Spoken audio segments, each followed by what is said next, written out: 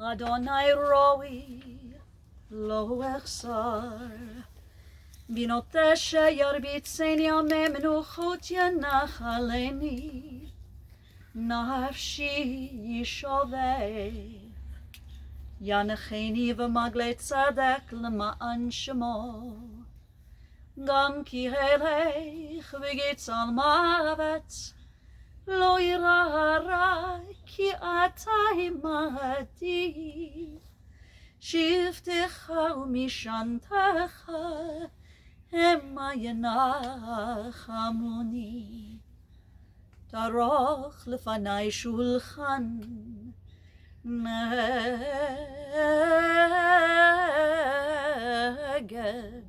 Sorerai Dishanta vashamen roshi Kosir vaya Ach tov chesed yirdifuni Kol yamei chayai V'shaveti B'veit Adonai Le'orech yamim.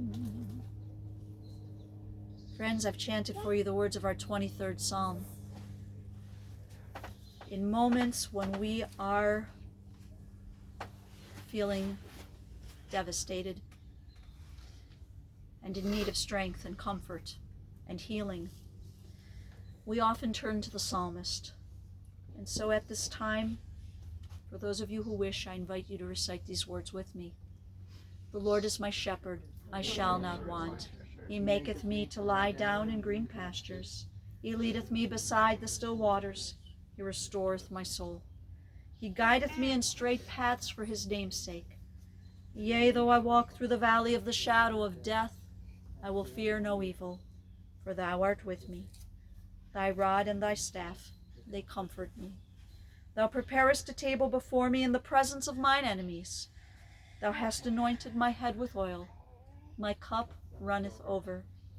Surely goodness and mercy shall follow me all the days of my life, and I shall dwell in the house of the Lord forever. In the rising of the sun and in its going down, we will remember him. In the blowing of the wind and in the chill of winter, we will remember him. In the opening buds and in the rebirth of spring, we will remember him. In the blueness of sky and in the warmth of summer, we will remember him. In the rustling of leaves and in the beauty of autumn, we will remember him. In the beginning of the year and when it ends, we will remember him. In every Disney character we see, we will remember him. And when we are weary and in need of strength, we will remember him. And when we are lost and sick at heart, we will remember him. When we have joys we yearn to share, we will remember him. So long as we live, he too will live. For he is now a part of us as we remember J. Roskoph. To his mom, to you, Addie, joining us through technology, to his stepfather, Clarence, Clicky, to his children, Adam, Brad, Allison, also to Emily and Lauren and Chris, to his sisters, Robin and Peggy, and his other siblings, Rana and Sharon and Paul, to his grandchildren, to Anakin and Luca and Isaac and Maya, and also to you, Janice, and to you, Beth and Stanley, and to the members of the family, and to the dear friends who we know are not allowed to gather with us today, but we know whose hearts are with us. To all who are here physically, to all who are here through technology, and to all who are wishing they were here with you. We've come together today to remember, but also to celebrate the life of your beloved Jay. We've been taught that birth is like a journey. It's a beginning. It takes us through the end of our days. It's written that birth is a beginning and death a destination, but life is a journey, a sacred pilgrimage to life everlasting. And today we discuss Jay's journey, a journey of 61 years that began right here in Cleveland. Jay was born in 1959 to Adeline and Ralph Roskoph. And Jay was the youngest of the 3 Roskoph children. And together with his sisters, he grew up on Cleveland's east side. I had an opportunity to speak with some of Jay's family members. And Robin, when we spoke on the phone, you shared that even though Jay grew to be over 6 foot tall, in your heart, he was always your baby brother. I asked you, Robin, if he was a good little boy, and you immediately started laughing. You indicated that he was a loving brother, but always just a little bit mischievous. When Jay was in the 4th grade, maybe just 9 or 10 years old, his father, Ralph, died. The heartbreak and the challenges this must have brought to Jay, to Robin and Peggy, and of course to his mother, Addie, this must have been immeasurable. And Addie, I know you can hear me and see me. There are no adequate words, Addie, that I can offer you today. There's no way to make sense of this. The order of nature truly has been reversed. But Addie, I hope you know that all of our hearts are joined with yours today. When we spoke on the phone, you shared with me memories of a really dear son, a good boy, a good person. You said that he was good to you, and while there were many miles between you, with Jay living here in Cleveland and you in Arizona, it seems to me the way you talked about your son that it was only miles that were between you, nothing else, just miles. You mentioned to me, we had a chance to chat right before the service began, and you mentioned to me that recently he really touched your heart. He came to visit you in Florida maybe about a year ago. And Clicky, your beloved, is in a facility, a nursing facility. And he brought with him this large model boat. And he sat with Clicky for quite some time, and together they built this. And it really touched Clicky's heart and your heart. And you saw in your son that the goodness was always there. The kindness was always there.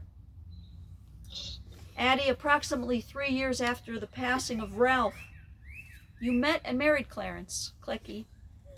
And then this blended family was formed. And Jay, we know, had a good relationship with Clicky and his children, and this Brady Bunch style family all grew together and made their home together in Shaker Heights. Jay now was a product of the Shaker Heights school system, and in his youth and teen years, he loved to play the drums, all things percussion.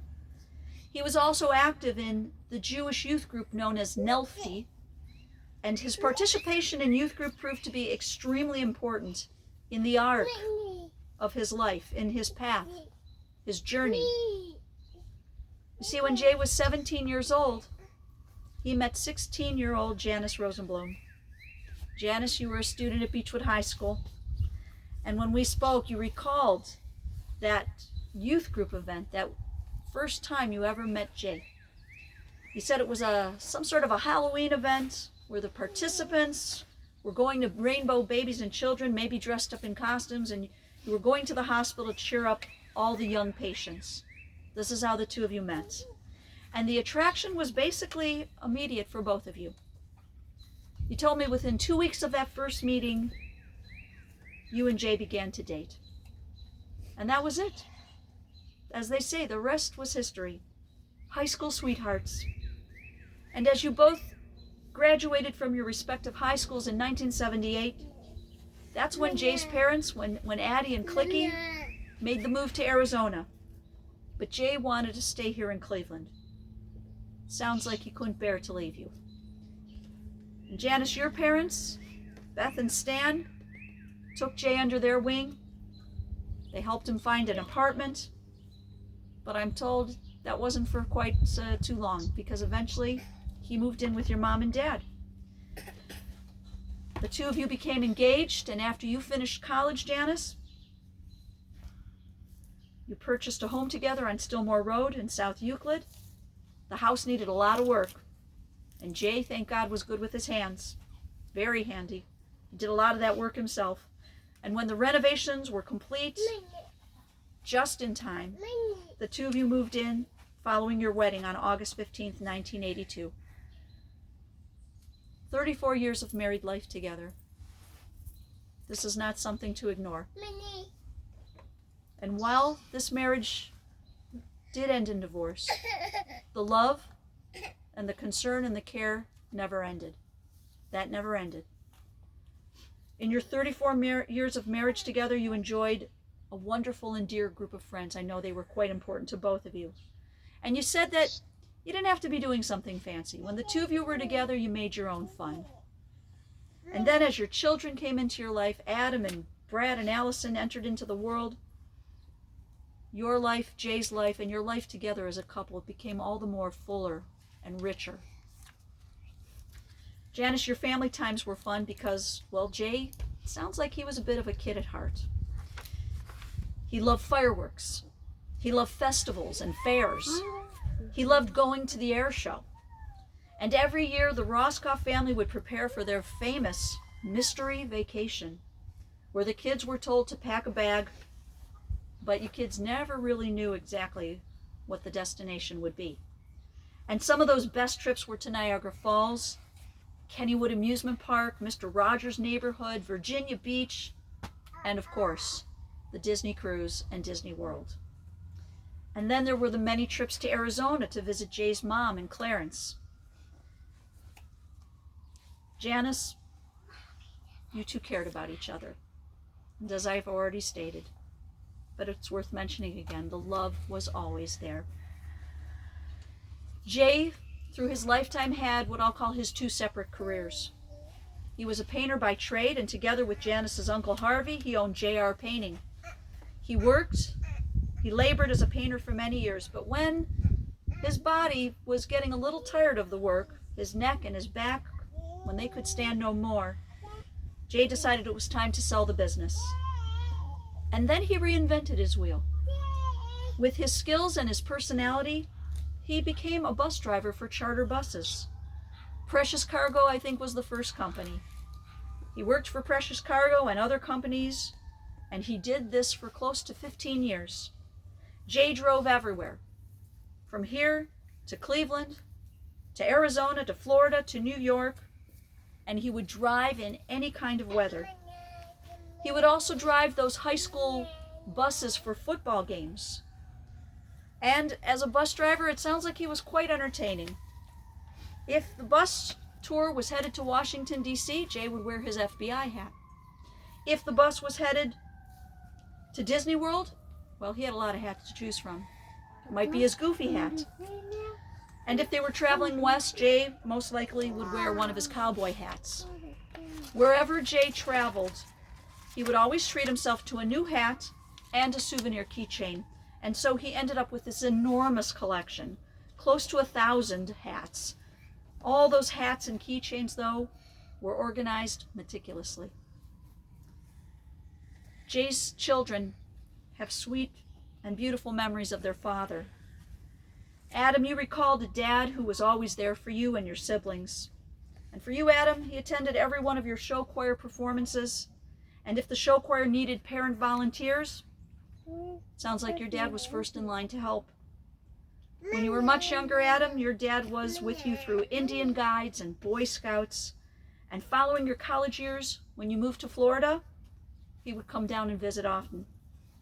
You remembered this one time you were living in Florida, Adam, and you broke both of your hands. And somehow you still managed to work at the restaurant with this injury. One day you're on the floor of the restaurant, totally unannounced. Your dad walked in, completely surprised you. You were so moved by this gesture, you just broke down and cried. But you, Adam, and of course Brad and Allison, all three of you knew, always, that you were loved. You always felt his love and his support. Allison, you remembered you and your brothers all participating in marching band. Your dad made it to these band performances, of course, but he was also so involved with band boosters. And Brad, you remarked on the fact that if there was ever a set needed to be built, maybe for a school musical, a play, a show choir, any props that needed to be made, anything, a set that had to be painted, your dad was the guy. Adam, you described him as very charismatic. You said people liked your dad. He was engaging, and people, whether friends or customers, people trusted him. He had a great sense of humor. He was fun and funny. And Jay was creative and crafty. He enjoyed crafting things that might be thrown out into something special, something that could be used. He could take bottles and turn them into lamps, empty glass bottles into beautiful lamps. He liked making model cars and planes, as I heard from Addie today, with Clicky, model boats. And he was terrific with puzzles, not regular puzzles, mind you, but those 3D puzzles. And he loved Legos, right, Anakin? He loved Legos, loved to play with his grandkids. And with all his varied skills and talents, we know that nothing meant more to Jay than family, especially with his grandchildren and his children. And I have to mention how much Jay appreciated and loved what I'll call his other children. Emily and Lauren, you were precious to him. And Chris, while the two of you only met twice in person, he liked you.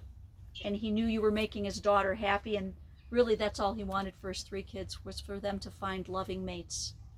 And I think he got a lot of peace and inner joy from this. Jay was so proud of the family that he built. And the children and his grandchildren, this is his legacy.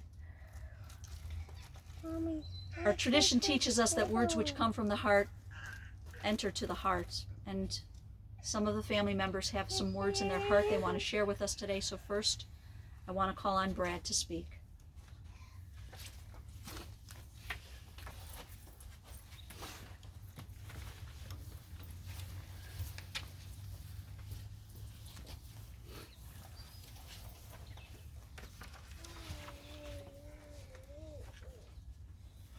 As I sat down to write Dad's eulogy, a wave of random sentimental moments and memories flooded my mind. Memories of Pinewood derbies, camping trips, vacations, and of course countless hours painting walls and removing wallpaper. Spending our days listening to Motown's greatest hits and my first introduction to jazz. I remember so many life lessons and teachings of empathy, perseverance, and determination. When we were kids, instead of simply correcting a behavior, he taught us empathy. He would always make us tell him how the other person probably felt in that moment. Empathy may be why people flock to him so much. Growing up, he had a way of filling you up with his attention. He genuinely cared about your life, your stories, and successes. I don't think he had much of a competitive streak, but if you were fighting or working for something, he would do anything within his power to help. We used to make Pinewood Derby cars together, and they were never any good. But Dad would try his best to make my car competitive. Once he cheated and weighed down the car and almost got us kicked out. They let us compete anyway, but I'm pretty sure that we were disqualified. It wasn't going to win. Another time, he smashed my saxophone case with a screwdriver and a hammer because I accidentally left the key on the hotel dresser before a big Florida performance. It's still broken. When I told him that I was starting a business, he did so much research on his own to do anything he could to help, even though he really didn't know anything about the dog business. He would call me with different ideas and different research that he performed. He tried. He did his best. He always taught me that the outcome of any situation would be whatever came to pass, but as long as I did my best, then that's what really mattered. Dad loved tinkering with gadgets and making things with his hands. He used to make lamps out of wine and liquor bottles, and he even made the lamps for my wedding centerpieces. One Father's Day weekend at OU, he wanted to see a famous bar on Court Street, and when we were there, he saw a really attractive looking Patron bottle on the shelf. He paid to have the remaining contents poured into a glass so he could take the bottle home. The bartender said, "Are you sure?" And he then tells the bartender, "Oh, I don't drink. My son will drink it. This will be fun. It's fine." As the bartender carried the beer glass full of Patron to me, careful not to spill the dangerously overfilled contents, he turns to me and said, "Don't waste it, Brad. I've got time." I can't say that the test I was stressed about went well the next day, but I had a fun memory instead. Kind of a memory. Like I said, he only cared that you did your best anyway. Dad was always a very passionate person. Whether he was tinkering with something, building one of his lamps, or out on the road, he put his heart and soul into everything.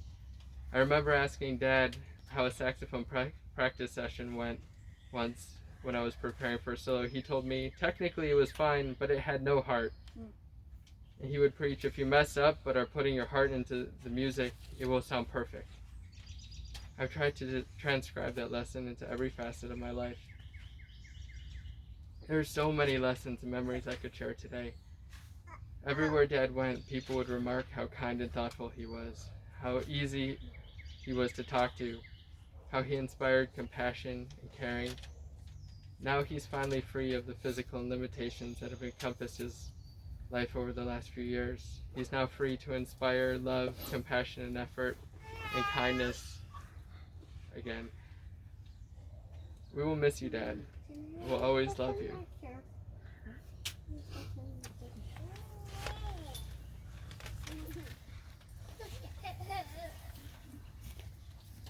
Thank you so much.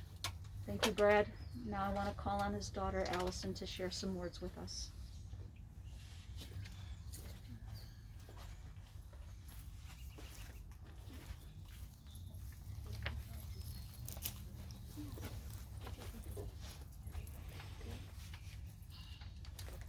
I have and will always be Daddy's little girl. My dad was one of the most kind and caring and outgoing men I have ever met. His sense of humor was always there. He would never let us take life too seriously. He would always make you laugh and forget about the troubles you were having. He made everyone feel like he was their friend and a father figure. He was like a second father to all our friends. He always made sure you knew he was there for you, even if it was just to listen. He would always remind me that he may not always call, but he was always there to listen and always be there for me no matter what. He was there to teach me how to ride a bike, attend father-daughter Hebrew classes in religious school, go camping with Indian princesses, help out behind the scenes in theater, explore Universal Studios Hollywood, listen to the troubles I would have throughout my teenage years and young adult years, and there were many. I was a moody teenager. My dad would have been the one to push you out of your comfort zone to try something new, explore somewhere new. I got my travel bug from my dad. He absolutely loved to travel. Without him, I would not have the courage to go to Europe with people to people, travel to Arizona by myself to see my grandparents, experience California for a month, or go to Israel on my birthright trip with my college. I remember when I was getting ready to go to Israel, my parents drove me to Columbus Airport to catch a domestic flight to New York City to meet up with the group, and my bag was overweight. I always pack an empty bag for that reason. I'm an overpacker. In the middle of ticketing, my parents were helping me take a few things out of my check bag and place them into my carry-on. My dad reminded me to put a few things of each clothing item into my carry-on just in case my main luggage got lost. He was smart for thinking of that. I ended up living off of those items for my whole 10-day trip while my mom and the organization I was with looked for my lost bag. It was found, but when I got back into the United States. Dad is the reason why I found my alma mater, Eckerd. He drove a charter bus to Florida while I was starting my search for colleges. He called me up as soon as he got there and was so excited that he found the perfect college for me. At first, I didn't believe him. I had my sights set on another college and was actually in the middle of a college tour when he called. But when I was able to check out Eckerd for myself, I knew he was right. My dad knew my personality to the T. If not for that, I would not have gone to Eckerd, fall in love with Florida and St. Petersburg, and eventually permanently move there to start my adult life of my own. I take after my dad with my love for sweets and Disney. When you put them together, it's dangerous. He was the reason why I will always have something sweet in my household. He is the reason why I can never go to Disney and not get something sweet from their stores. When he would take charters down to Disney for their spring breaks, I would skip college class and drive over to Orlando to see my dad. I would spend the weekend with him and sneak onto his bus. It did not matter whether we were going into the parks or just sitting in the parking lot. I got to see my dad. When we would go to downtown Disney, which is now Disney Springs, and he would let me get anything I wanted. I would be allowed to get whatever I wanted as long as he got a caramel apple, and I would not scold him for eating something he shouldn't. I was definitely a daddy's girl. A piece of my heart is gone with my dad's passing. I will pass on everything he has taught me to my future kids. Like ride a bike, I'll think of him. When my kids want to travel somewhere new, I'll think of him. When we want to pick out a souvenir, I'll think of him.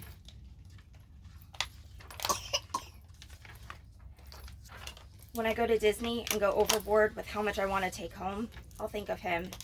He'll be a part of my life every day. There won't be a day that goes by I won't remember him. Even though he will no longer be there physically, I know he's there. I'll know he'll be there in a couple months to walk me down the aisle. I know he will be there when I have children. I know he will be there to watch them grow up. I know he will be there to get when I get frustrated and don't know how to use my words to express how I feel. He loved to remind me to use your words. I know he will be there when I choose a new part of the world to travel to. He'll always be there. Daddy, I will never forget you. As Stitch would say, you are my Ohana. Ohana means no one gets left behind or forgotten, and you will never be left behind or forgotten.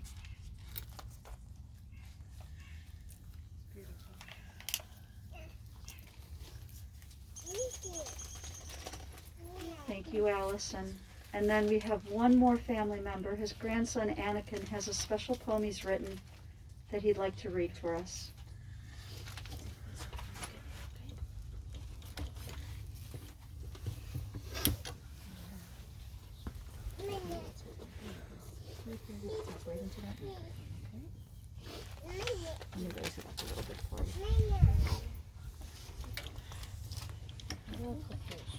You could just, you know what? You could just put it right down on that table. You'll be fine, sweetie, okay? You take your time. From Anakin. Hi, Grandpa. I wish that after you were out of the hospital, we could have played with you, but now we can't. I know that you can't see us, but I wish we could see you. I'm sad that I can't see you, Grandpa. We could have done so many things once you were out of the hospital. Now we can't. It was fun playing with you. I miss you very, very much. And I love you very, very much. XOXO.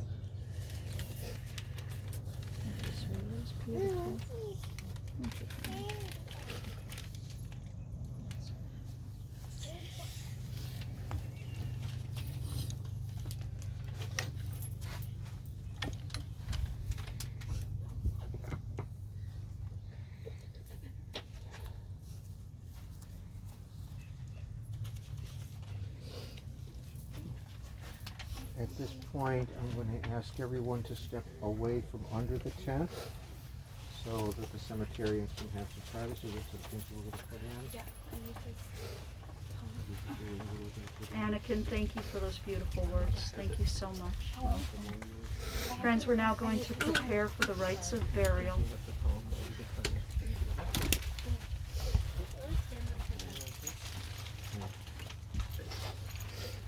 My friends, I am going to need you to step out from under the tent, please.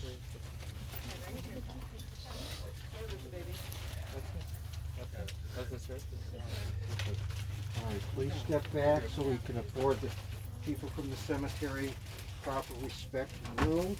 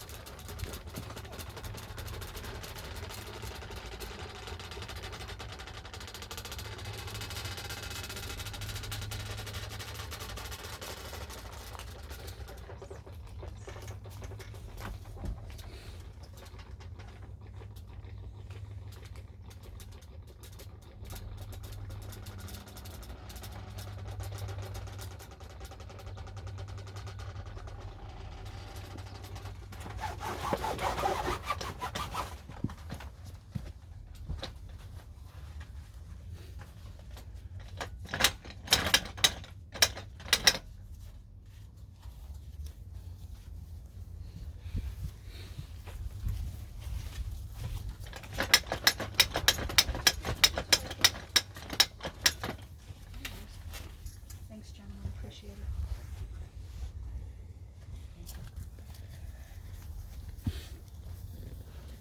Baruch atah Adonai Eloheinu melech haolam dayan ha'emet. Praised are you, Adonai our God, creator of the universe, who is the righteous judge. Adonai natan v'Adonai lakach, yehi shem Adonai mevarach. God has given, and now God has taken away. Still we bless the name of God.